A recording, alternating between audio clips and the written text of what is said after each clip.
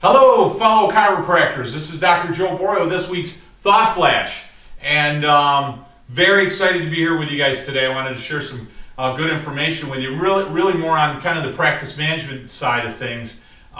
We've been focused a lot on philosophy, and I think that's vital, but I got a lot of questions on practice management. I'm going to talk about today just the table tick, the table talk, if you will, in your office. I've talked about this before, two things. I hear it referred to as chiropractors need to dip themselves. I don't think chiropractors need to be dipped. We need to be submerged in chiropractic principle for your entire career, hopefully your entire lifetime, if the passion stays with you. But your patients are going to be dipped.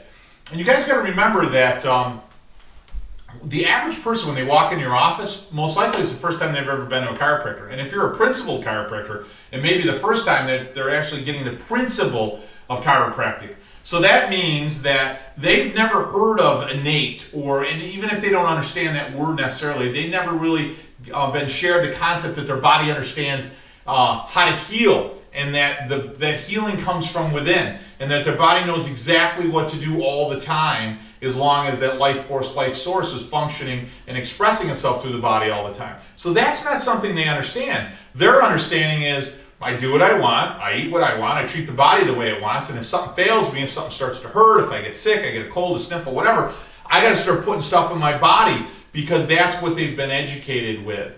They're educated most likely out of fear, that they don't know that their body has that ability. So they think they have to take the antibiotic, or they have to swallow down the pills or the drugs or whatever, or they're going to die. You got to understand, it's very fear-driven.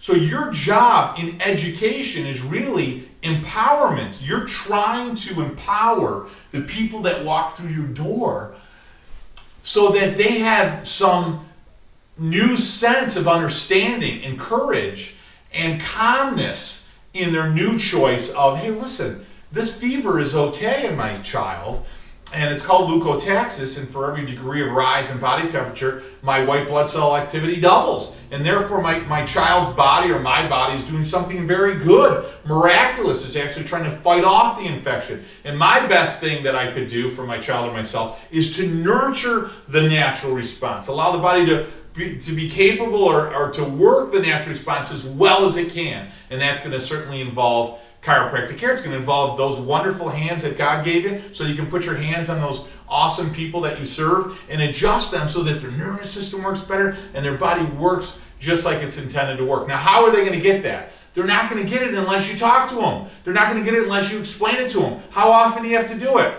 Forever. I have clients come in and, wow, I kind of say it once like they're going to get it. It never ends. Listen, when you're in your office, you're essentially a teacher, right? The word physician means teacher. Your job, I'm looking at my clock over here, your job as a chiropractor is to teach them all the time. Listen, when you're adjusting people, it's not time to talk about the baseball game or the weather or the Yankees or the Boston Red Sox. I'm out in New England here.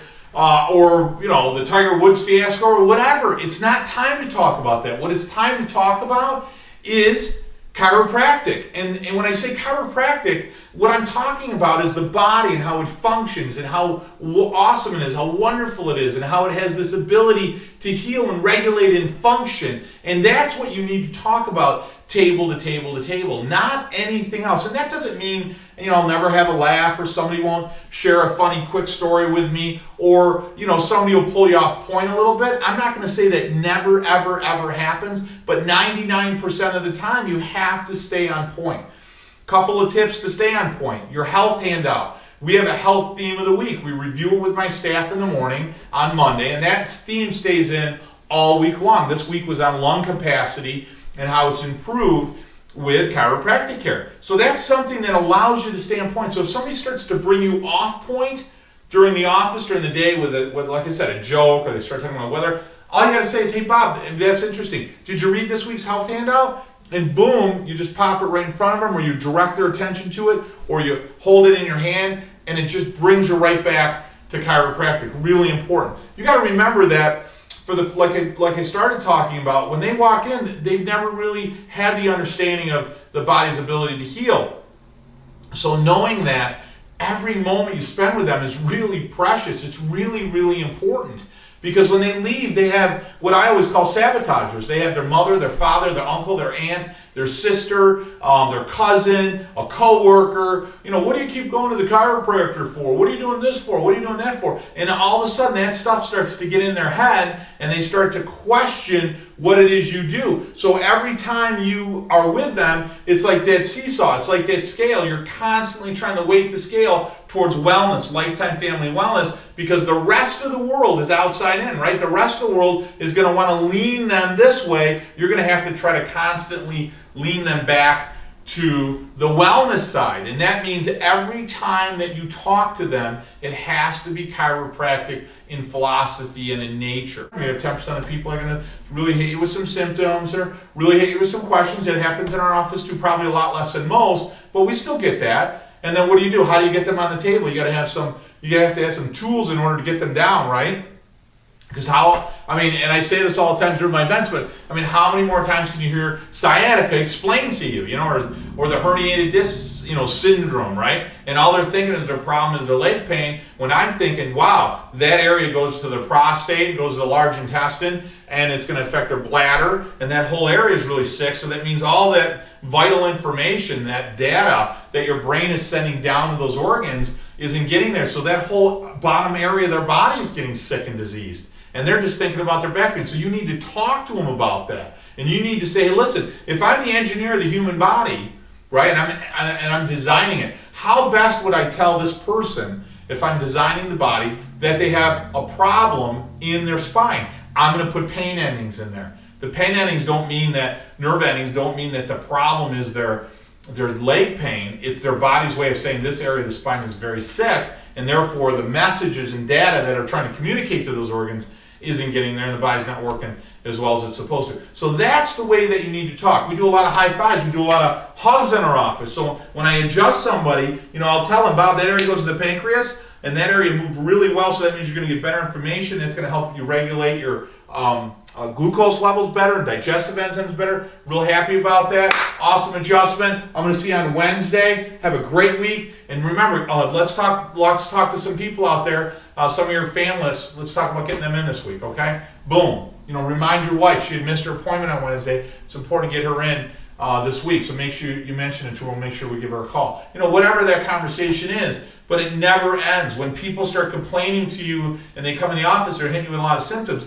Barbara, that concerns me. That's a significant concern to me. Don't blow them off, but then you also don't want to do a mini evaluation and exam on the table either, right? Doing all these mini ortho tests and evaluations. Why bother? If you've done an X-ray, they certainly didn't get into a car accident or fall off a roof, or they're not having any type of systemic other disease that you're aware of. Certainly, if you did your initial clinical, then at that point, what are you going to do? You're going to adjust them. So get them on the table. You already know what's wrong. You already know they're subluxated. They're going to need care. Get them on the table. Barbara, that concerns me. That's significant. And I want to take a look at you. Get down on the table. Yup. Palpate that area. Identify where it is subluxated. Make sure you're using some real great clinical chiropractic assessment to ensure that you know that area is subluxated or sick. So you're adjusting the right area. And then you're going to put them in position and do your adjustment to allow what? Not to get their back pain away.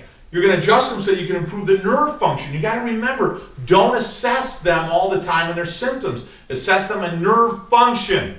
Body's going to function better, not feel better, function better. Okay? We're out of time, guys. Listen, this has been Dr. Joe Borio with this week's Thot Flash. We've got a great lineup in November 5th and 6th. We've got Tom Culleton coming out to Orlando, Florida. And he is a functional neurologist. He's going to talk all about chiropractic and neurology and the awesome things that we do with our adjustments. We've got another great event coming up in Vegas in January. We've got another great event at Cal Jam with Billy DeMoss in February 2011. Anybody that comes in on our Thot Flash for our Orlando event gets half prices, $47.